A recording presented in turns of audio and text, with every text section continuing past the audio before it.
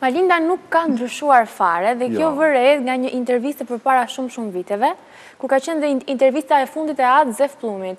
Pse ajo fjala... Intervista e famshme, ajo fjala që ka pesh edhe sot, është pikërisht nga kjo interviste. Ka për Malinda. Dhe edhe unë jam sa veta ja vën Fevziut atë intervist? Po jo...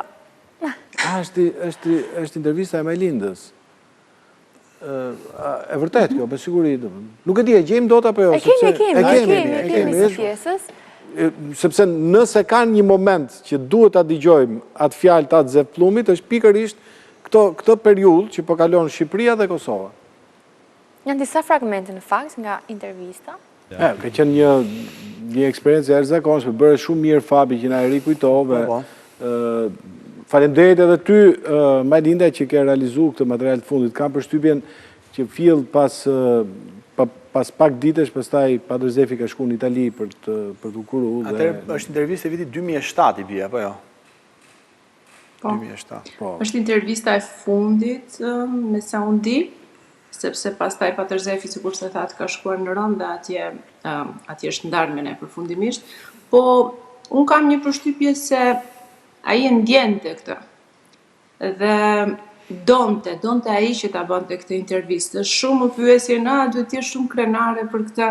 Unë thjesht kam qenë një njeri me fat, që kam kërkuar, kam qenë momentin e duhur, kam kërkuar të takoj, dhe kur kam telefonuar në kish, njëra nga motrat më tha që Malinda Padre Zefi nuk është mirë me shëndet, kështu që nuk mund të jap intervistë.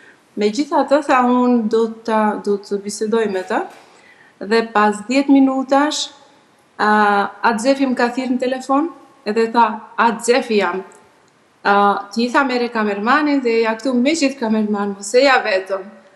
Ka qenë një eksperiencë me të vërtetë shumë e jashtëzakonshme për mua, edhe pse ka qenë në momentet e fundit jetës siç mund ta paramendoni. Ka pas një forcë të jashtëzakonshme dhe ka ndenjur mbi 3 orë me mua, më ka shoqëruar në vendet ku i kanë torturuar, në burg, më ka treguar qelinë e tij.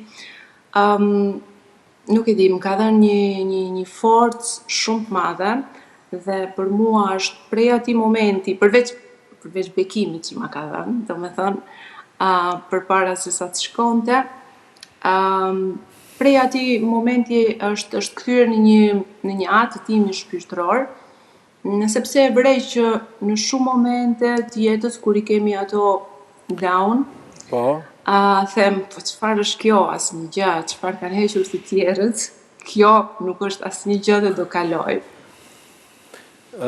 Dhe mendoj që është fat që ne shqiptarët e kemi pasur njerëz të tillë në historinë tonë. Është patjetër fat, do ishte akoma më fat sikur ti dëgjonin, domethënë ato çka thonin ata. Por gjithsesi ti kontributin tatë e ke bëu, domethënë puna është tek ne të tjerë pastaj që duhet merrni gjuhë.